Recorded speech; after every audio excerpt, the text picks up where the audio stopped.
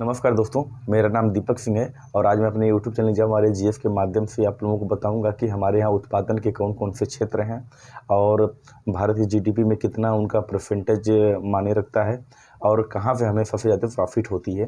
तो चलिए हम शुरू करते हैं। अगर हम भारत में देखें तो भारत में 3 क्षेत्र होते हैं जहाँ पे हमें उत्पादन होता है। पहला क्षेत्र हो गया प्राथमिक क्षेत्र, दूसरा हो गया द्वितीयक और तृतीयक क्षेत्र। प्राथमिक क्षेत्र में अगर हम देखें तो प्राथमिक क्षेत्र में कृषि आ गया, वानिकी आ गया, मछली पालन हो गया, खनन और उत्खनन हो गया। ये हमारा प्राथमिक क्षेत्र है जहाँ से हमें उत्पादन होता है। अगर हम बात करें कि आज के 25 या 30 साल पहले बात करें या 40 साल पहले बात करें तो हमें प्राथमिक क्षेत्र से बहुत ज़्यादा फ़ायदा होता था, क्योंकि इसमें कृषि से हमें जो हमारी जीडीपी में रोल करता था ये 55 से 60% तक करता था। लेकिन आज इसका परसेंटेज घट के 15 से 17% रह गया है। द्वितीय क्षेत्र का बात करें तो द्वितीय क्षेत्र में जो होता है विनिर्माण हो गया, निर्माण हो गया और विद्युत गैस हो गया, ये द्वितीय क्षेत्र में आते हैं। जैसे उद्योग हो गया तो ये द्वितीय क्षेत्र में आते हैं। और तृतीय क्षेत्र में अगर हम देखें, तृतीय क्षेत्र में आता है जैसे कि परिवहन हो गया, पर्यटन हो गया, होटल हो गया, भंडार हो गया, बैंकिंग हो गया, या जितना भी सेवा का क्षेत्र जितना भी होता है ये सब तृतीय क्षेत्र में आता है।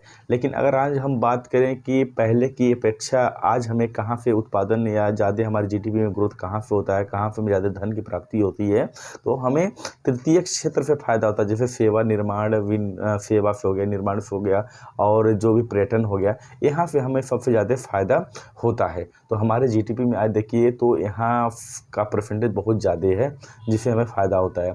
तो हमें अभी काम करने की क्या ज़रूरत है? काम करने की द्वितीय क्षेत्र पे है। जैसे कि हमें भारत में जहाँ पे कंपनियां नहीं हैं, जहाँ पे बड़े बड़े उद्योग हमें लगाने की ज़रूरत है। जैसे मान लीजिए कि किसानों का कितना टमाटर, बहुत सारा टमाटर फट जाता है, तो उसके लिए क्या है कि हमें स्टोरेज बनाना पड़ेगा। हमारे यहाँ पे मशीन लगाना पड़ेगा, उद्योग लगाना पड़ेगा, ताकि उसका हम चटनी बना के और बहुत सारी चीज़ें बना के उसको हम रख लें, स्टोर कर लें, ताकि हम साल या 2 साल तक हम उसको यूज करते रहें।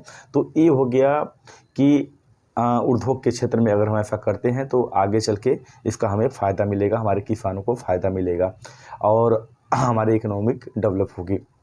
अगर हम बात करें अमेरिका की, अमेरिका में देखिए, अमेरिका में हम लोग अपनी ज़मीन पे कितना 40 से 45% तक खेती करते हैं, लेकिन उत्पादन उसके ना के बराबर होता है।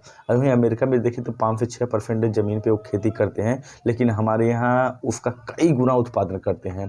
तो इसका मतलब ऐसा है, जैसे मान लीजिए हम 1 कट्ठा में अगर 10 कुंटल गेहूँ पैदा करते हैं, तो उसी में वो अमेरिका वाले क्या करते हैं, उसमें फिर 30 से 40 कुंटल गेहूँ पैदा करते हैं। तो उसमें क्या है कि नई नई बीजों का उत्पादन करते हैं, नई टेक्नोलॉजी से, जैसे कि खेती करते हैं। चाइना में ही अगर देखा जाए तो वो परत दर परत खेती करते हैं, ताकि उनका उत्पादन ज़्यादा हो। फिर वो ड्रिप सिंचाई करते हैं, बहुत सारी चीज़ें ऐसे करते हैं कि जिसके वजह से उनका उत्पादन हमारे अपेक्षा काफ़ी होता है।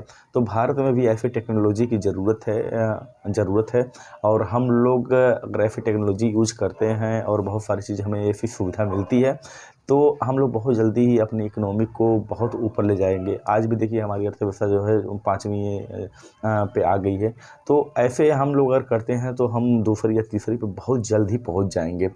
तो उम्मीद करता हूं कि आप लोगों को ये जानकारी बढ़िया लगी होगी, और आप लोगों को बढ़िया लगी है तो प्लीज़ सब्सक्राइब, लाइक करना ना भूलें और ज़्यादा से ज़्यादा सपोर्ट करें। बस यही कहना चाहूँगा। धन्यवाद।